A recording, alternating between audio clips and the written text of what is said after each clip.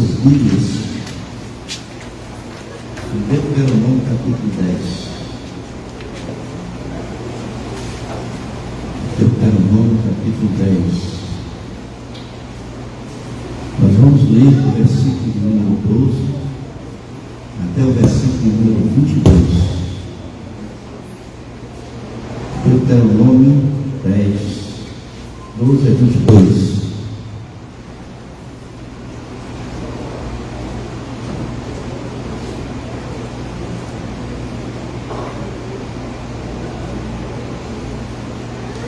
Muito bem.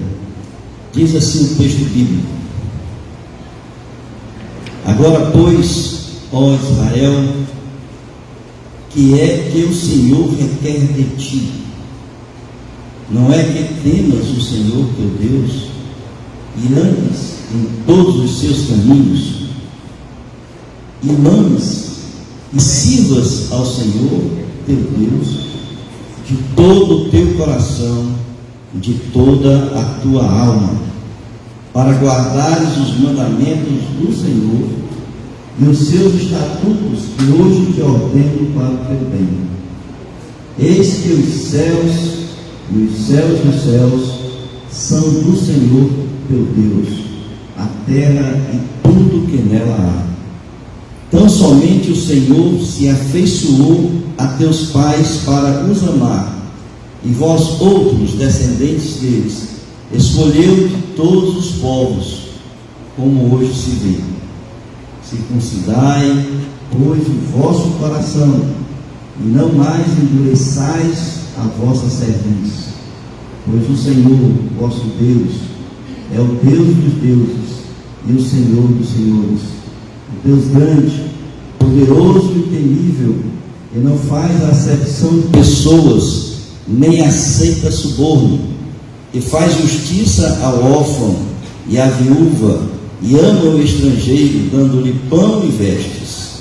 Amai, pois, o estrangeiro, porque fostes estrangeiros na terra do Egito. Ao Senhor teu Deus temerás, a Ele servirás, a Ele te chegarás, e pelo seu nome jurarás. Ele é o teu louvor e o teu Deus, que te fez estas grandes e temíveis coisas que os teus olhos têm visto. Com 70 almas, teus pais desceram ao Egito, e agora o Senhor teu Deus te pôs como as estrelas dos céus em multidão. Amém, queridos? Esse é um texto muito importante para nós, porque nesse texto Deus está requerendo do seu povo um comportamento, está requerendo atitudes, para que esse povo possa entrar na terra prometida. E ao entrar na terra prometida, ter a condução da sua vida, ter esse comportamento de acordo com aquilo que Deus exige, e Deus requer do seu povo. Tentamos até agora, até que Ele venha. Por quê? Porque aguardamos a vinda de Jesus, nós não sabemos, porque só Deus é quem sabe quando estará retornando. Está oscilando muito, tá? Uma hora alta, uma hora baixa.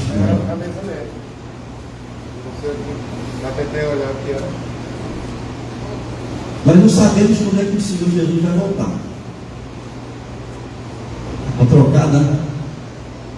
Trocar o microfone? É não, né?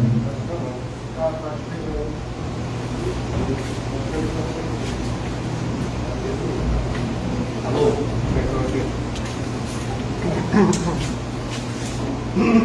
Alô, alô, som, oi. Teste, ok, vamos lá. Muito bem, irmãos, vamos ver se agora vai.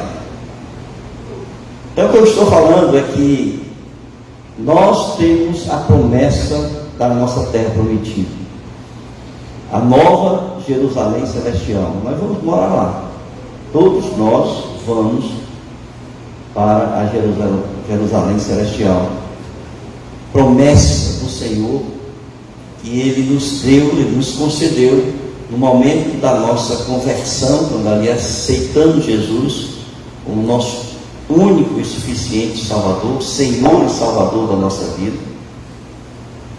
E nós então temos uma caminhada. Muitos ainda vão caminhar por longos anos, outros nós não sabemos, né? Só Deus sabe.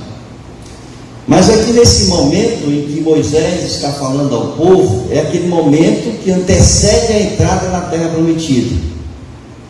É aquele momento em que Moisés, nós estamos em Deuteronômio, é aquele momento em que Moisés está repassando para o seu povo algumas explicações da lei, desdobramentos da lei, mas ao mesmo tempo alguns requisitos e exigências do Senhor, para que assim esse povo, ao atravessar o Jordão, ao entrar na terra prometida, possam se conduzir conforme Deus quer. E essa é importante, como eu disse, porque muitas vezes, irmãos, a gente está esperando chegar na nossa Jerusalém eterna. Nós estamos aí caminhando no sentido da vida eterna, mas o nosso comportamento muitas vezes não é condizente com aquilo que o Senhor quer de nós. Por quê? Porque nós conduzimos a nossa vida segundo aquilo que nós entendemos e achamos como deve ser, pelas nossas escolhas.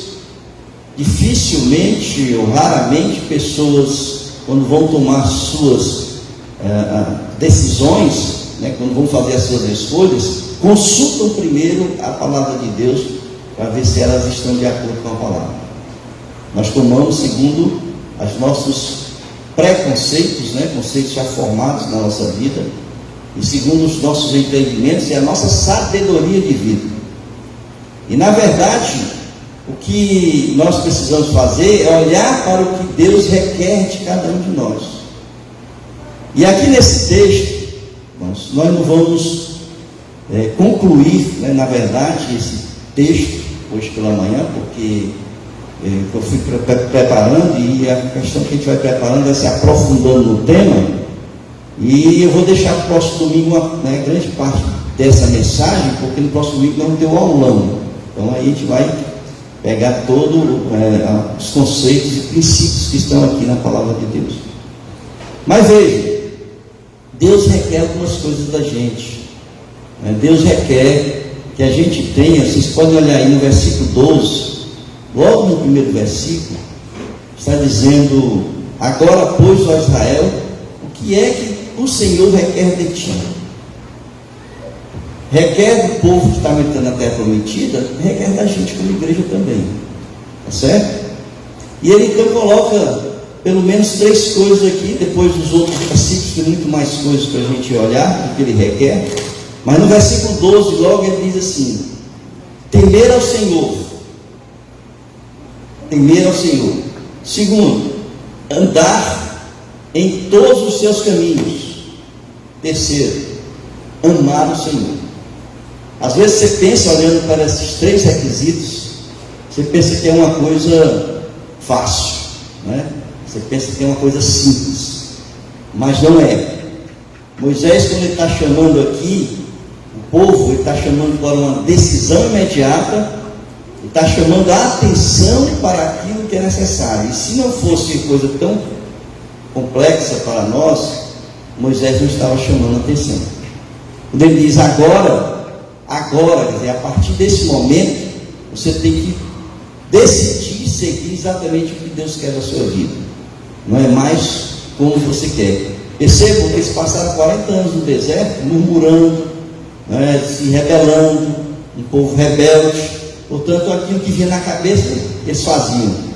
E Moisés agora vai dizer: a partir de agora, vocês vão ter que se comportar dessa forma. Porque Deus já deu os mandamentos, Deus já deu os estatutos do seu povo, para se conduzir conforme os mandamentos e os estatutos, e agora vocês vão ter que seguir exatamente isso, servir ao Senhor, andar nos seus caminhos, amar o Senhor e temer ao Senhor. Nós vamos, irmãos, tentar seguir por partes, porque na verdade existem 7 requerimentos aqui do Senhor, sete coisas que nós precisamos fazer. Se eu for citar aqui, né, além das 3, nós temos servir ao Senhor, ainda no capítulo 12, guardar os mandamentos do Senhor e seus estatutos. Nós temos circuncidar o coração, e sétimo, amar o estrangeiro. É muita coisa. Nós vamos ver todos esses, tá certo? Mas não hoje. Hoje nós vamos começar com a primeira coisa que o Senhor requer de cada um de nós. A primeira coisa que Ele requer é temer a Deus. Temor faz a grande diferença, irmãos. A grande diferença do nosso povo para o povo do mundo é o temor a Deus. A diferença entre a igreja, se nós olharmos para a igreja primitiva e a igreja de hoje, a igreja contemporânea, talvez uma das grandes diferenças que a gente percebe na igreja é o temor ao Senhor. Porque a igreja primitiva, né, nós estamos chamando a igreja primitiva, aquela igreja que surge ali logo no início, em Atos capítulo 2, era um povo que ele fala que tinha um temor a Deus. Depois nós vamos entender um pouco o que é esse temor a Deus. E eles aprenderam a temer a igreja desde o princípio. Porque quando a igreja começou, eu entendo que a igreja começou como nós estamos hoje, se comportando da forma que a gente quer se comportar, andar da forma que a gente quer andar, seguir conforme a gente quer seguir. E aí Deus chama, né, Deus dá um exemplo para a igreja, e a partir desse exemplo a igreja começou a temer a Deus. Vocês olharem lá em Atos capítulo 5, existe ali o exemplo de Ananias e Safira. Todo mundo conhece esse exemplo aqui. Ananias e Safira, o que é que eles fizeram? Eles venderam, né, um terreno, e ali, quando eles venderam o terreno, eles resolveram esconder da igreja parte daquilo que eles tinham vendido. Como se, ao esconder, eles estivessem guardando algo que a igreja não precisava saber que eles tinham guardado. E na verdade, quando eles vão anunciar aquilo que eles estavam fazendo, Pedro, quando recebe ali, ele diz assim: olha, você não enganou a igreja, você não está enganando, não, você enganou a Deus, o Espírito Santo. E a gente sabe que ali em Atos capítulo 5, os dois morreram, tanto Ananias como Safira morreram. E a partir, irmãos, daquele exemplo, a igreja aprendeu, através do exemplo, a temer a Deus. Vejam aí em Atos capítulo 5, versículo 11. Dá para passar aí, dá, queridos? Tem alguém lá? Tem?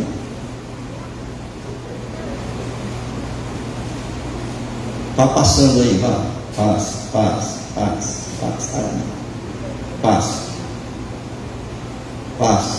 Aí. Estão vendo aqui?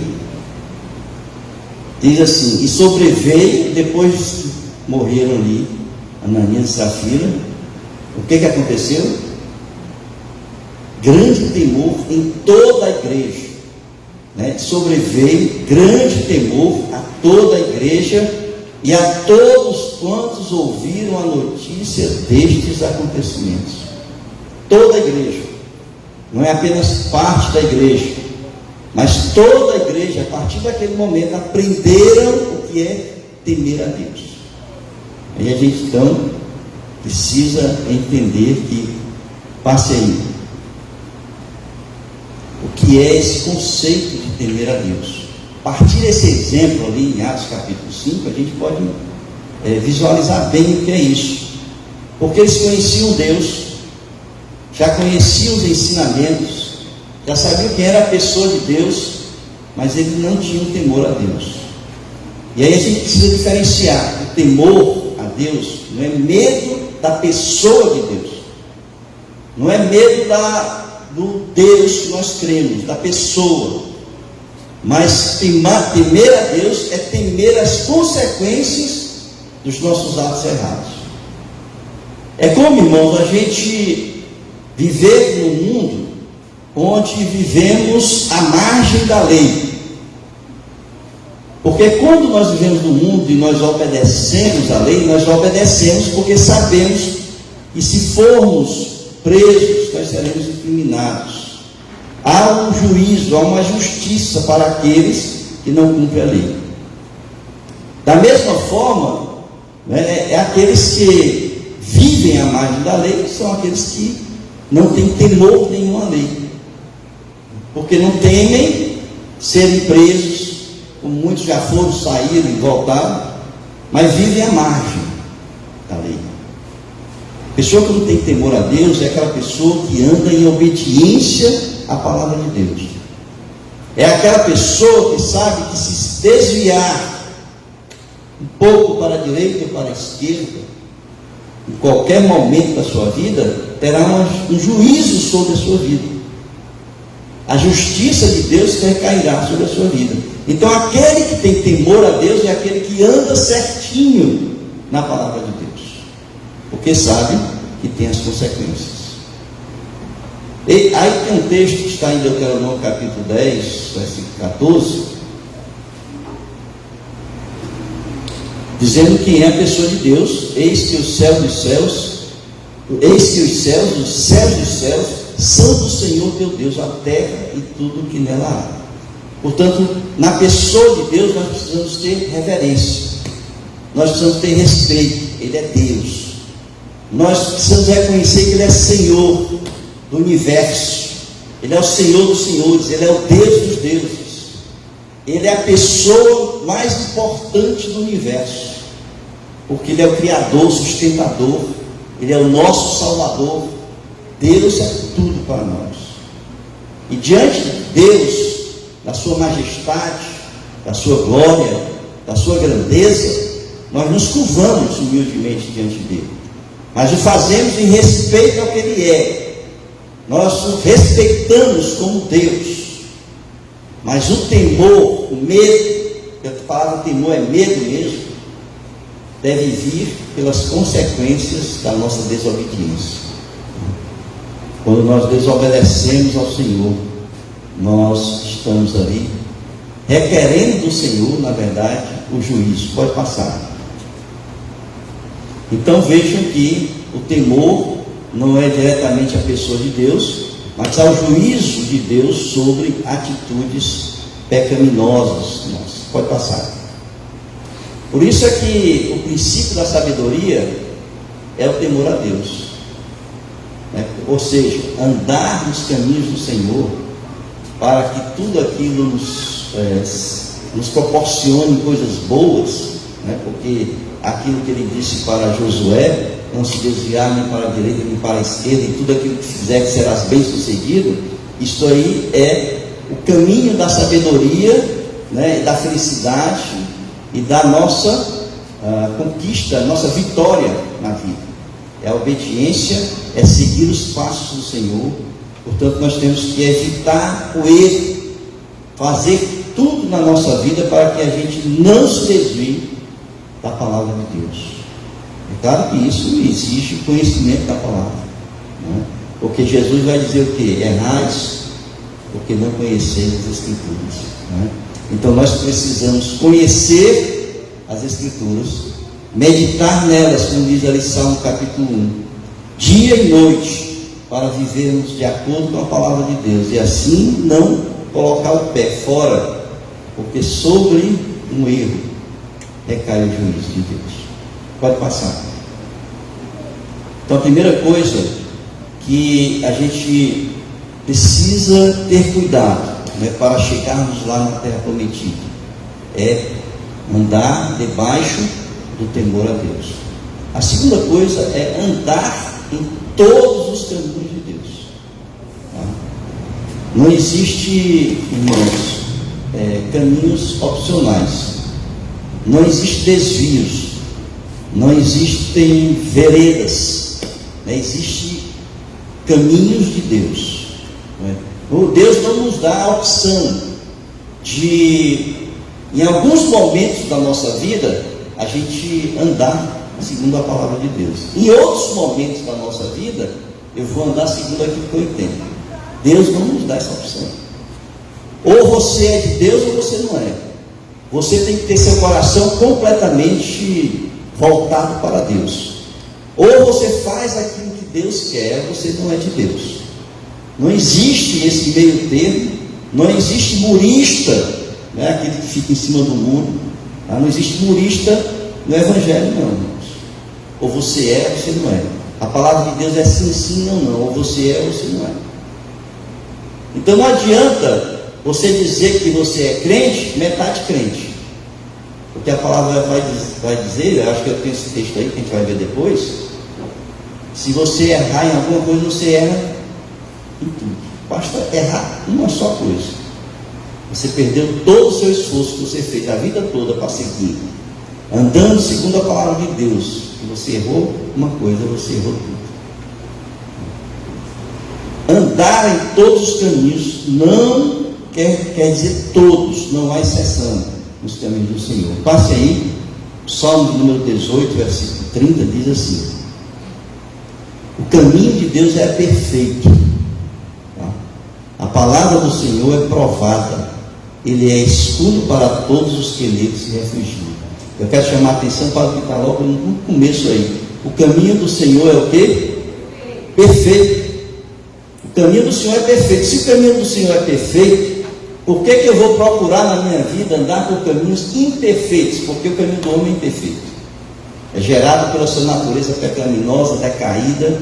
Portanto, todos os caminhos do homem que eles pensam, né, que são certos, mas dá em morte, né, segundo ali Provérbios, tá certo?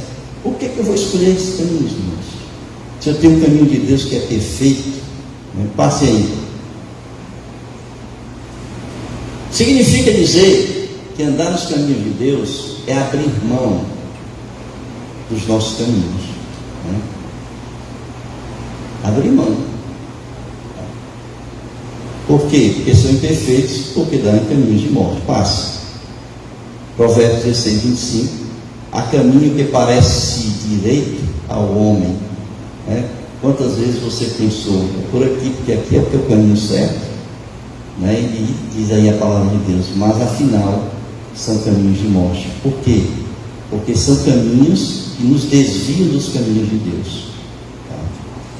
Procurem, queridos, enquanto nós estivermos nessa caminhada para a terra prometida, procurem conhecer a palavra de Deus e andar nos seus caminhos, para que ao final não dê em caminhos de morte. E a gente sabe que a nossa morte, a morte aqui é a nossa separação de Deus. E quem é de Deus? E Jesus, é aquele que me ama, obedece o quê? Os meus mandamentos, né? Obedece os meus mandamentos. Pode passar. Andar nos caminhos, entrar em todos os caminhos de Deus, significa também, né, confiar na palavra de Deus. É interessante porque quando a gente faz uma escolha, a opção, pela nossa vontade, pelos nossos desejos, por aquilo que a gente, né, quer fazer na nossa vida e que acha que a nossa felicidade está na nossa decisão, certo? Significa dizer que eu não confio em Deus, eu não confio na sua palavra. Eu estou achando que a palavra de Deus vai me trazer infelicidade, vai me trazer desgosto, vai me trazer tristeza, vai me trazer sofrimento. Aí eu escolho por outro caminho. Para que a gente ande, seja firme no caminho de Deus, que a gente não se desvie desse caminho, a gente precisa ter a plena certeza e convicção, né, de que Deus, o caminho dele é perfeito, que a sua palavra é perfeita. Precisamos confiar nela, confiar nas promessas de Deus, porque a fé, diz lá em Hebreus capítulo 11, é confiar nas promessas de Deus, que é aquilo que a gente vislumbra lá na frente, que a gente tem certeza que vai acontecer, né? E aí vejam o Salmo 119, que todo mundo conhece esse texto, Salmo 119, versículo 105, lâmpada para os meus pés é a tua palavra e luz para os meus caminhos. Vamos dizer todo mundo isso aqui? Lâmpada para os meus pés é a tua palavra e luz para os meus caminhos. Muito bem. Quem crê nisso? Diga amém. Muito bem. Passe. Provérbios 3, versículos 5 a 6. Diz assim: confia no Senhor de todo o teu coração e não te estribes no teu próprio quê? Entendimento, né? Reconhece-o em todos os teus caminhos, e ele endireitará as tuas veredas. Que coisa, né? Esse versículo aqui, irmãos, que coisa, pega a gente, arrudeia, né? E não tem como a gente sair. Vamos ler todo mundo junto? Confia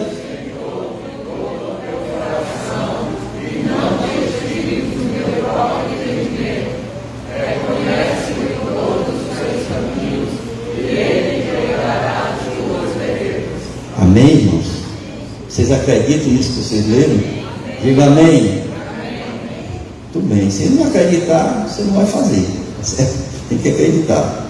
Pode passar. Muito bem, então a primeira coisa é o quê? Temer a Deus. A segunda é o quê? Andar em todos os seus caminhos. Vocês anotaram aí, irmãos? Tem uma estatística que diz assim: quando você escuta a mensagem, você não anota nada, quando você sair, você retém menos de 5% daquilo que você ouviu. Quando você escreve e você anota, você consegue reter até 70% daquilo que você ouviu. Até 70%. Então, se você apenas escuta, quando você chegar ali fora no portão, que apertar a mão do pastor, você vai esquecer tudo. Vai esquecer tudo. Tá certo? Então pode anotar, essa Bíblia aqui é de papel, irmãos. Ó, a palavra, né, a palavra de Deus, ela é super importante, mas é até um livro que você pode riscar, anotar. Se você não trouxe seu cadernozinho de anotação, você pode riscar a Bíblia e anotar, tá certo? Muito bem, a terceira é o quê? Amar a Deus de todo o coração, de toda a sua alma, né? Onde é que a gente encontra isso?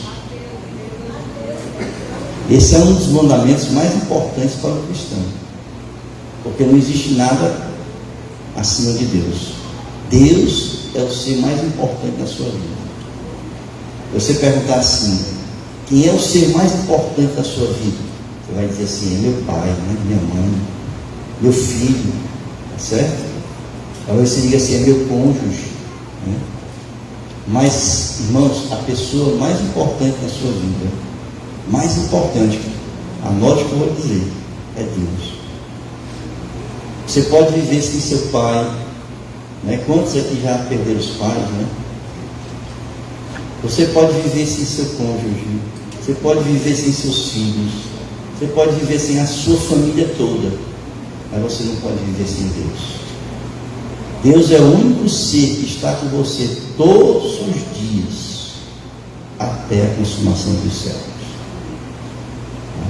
Por isso é que esse é um dos mandamentos, é um dos textos mais importantes para nós. Qual é? Vamos ler, passe aí, slide. Mateus 22, 37, vamos lá? Amarás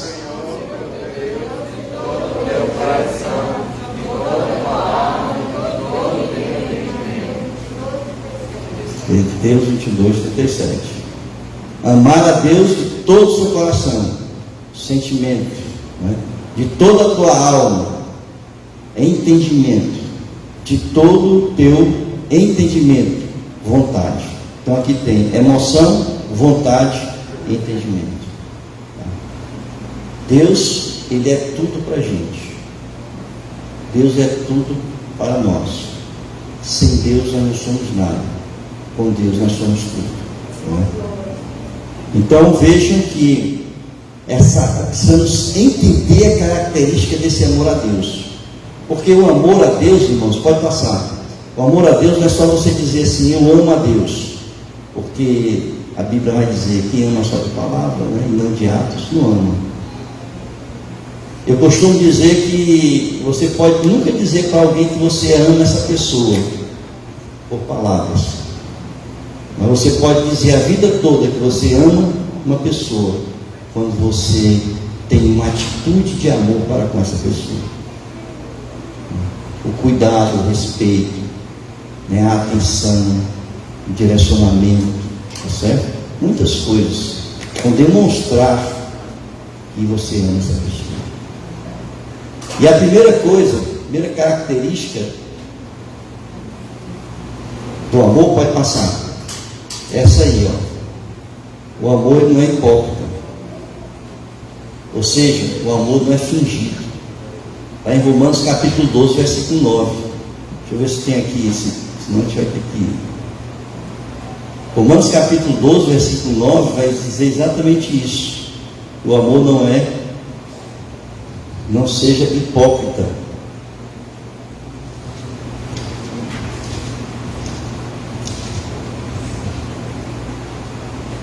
O amor seja sem hipocrisia. Tá? Diz Paulo aqui em Romanos capítulo 12, versículo 9. O amor, né, seja sem hipocrisia. O que é ser hipócrita? É ser fingido. Tá? É você ter um comportamento e na verdade você ser outra pessoa. É você dizer que ama a pessoa e realmente não ama. Não é aquelas pessoas que gostam de dar tapinha nas costas. Né? A maior atitude de amor dessa pessoa é quando ela dá uma tapinha nas costas, né? Nas suas costas, certo? Isso é hipocrisia, porque amor é atitude, irmãos. O que é que você tem feito de amor para com Deus? A sua entrega para com Deus. Você diz assim: não, eu amo a Deus, Deus é a pessoa mais importante da minha vida, mas você só aparece diante de Deus quando você vem para a igreja. Olha assim, eu estou aqui para louvar o teu nome. Quais são as atitudes que demonstram que você realmente ama a Deus? A sua entrega, a entrega da sua vida, porque quem ama, irmãos, se sacrifica. Quem ama se entrega, né? Passe aí. A segunda coisa, segunda característica do amor é a constância. Você ama hoje, amanhã não ama? Não existe. O amor de Deus é eterno. Tá? Existe o amor sentimento que se acaba, mas o amor de Deus, o amor ágape, ele é eterno, independente das circunstâncias da sua vida. Você pode amar, dizer que ama, está tudo bem, eu amo a Deus, minha vida está um sucesso, né? Minha vida é só alegria, né? Só felicidade. No dia que eu caio doente, no dia que acontece um negócio, aí eu já não amo mais, né? Morre alguém da família, me separo, faço qualquer coisa aí que não dá certo, já não amo mais. O amor, ele é constante. O amor, ele é eterno, certo? Não há essa negócio de intervalo, certo? Não, eu já passei, já superei, agora eu voltei a amar. Não existe isso, não. Tá? A terceira coisa que pode passar é a abundância. O amor de Deus, ele é abundante em nós, e o que transborda em nós é suficiente para amar as pessoas e amar a Deus. Por quê? Porque o amor de Deus nos constrange, nos impulsiona a tomar atitude em direção a esse amor. Ele é abundante. Paz. Quarta coisa, o amor de Deus, ele é imensurável, irmãos. Qual é o limite do seu amor por Deus? Até onde vai o seu amor por Deus? Até onde? Na igreja primitiva, o limite era a própria vida. As pessoas deram a sua vida por Cristo, morreram nas arenas, queimados, né? Foram perseguidas, sacrificadas, presas. Portanto, o amor a Deus, ele é imensurável. Assim como Deus amou o mundo de tal maneira, o amor de Deus é imensurável por nós, que deu a vida do seu Filho unigênito por nós. Nós também não temos limite do nosso amor a Deus. Eu costumo dizer que o amor, ele é sacrificial. Se não for sacrificial, irmãos, não é amor, porque muitas vezes nós temos que abrir mão do nosso conforto, do nosso prazer, da nossa felicidade, para levar felicidade, para agradar as pessoas que nós amamos.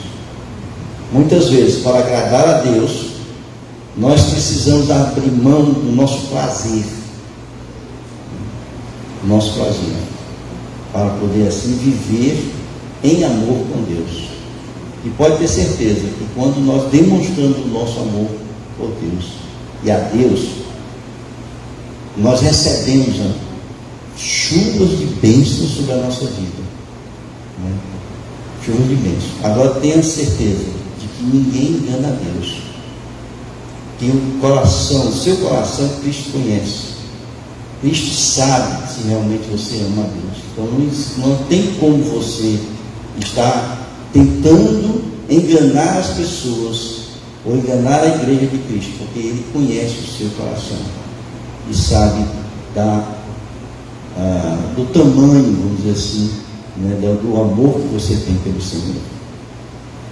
Amém, queridos?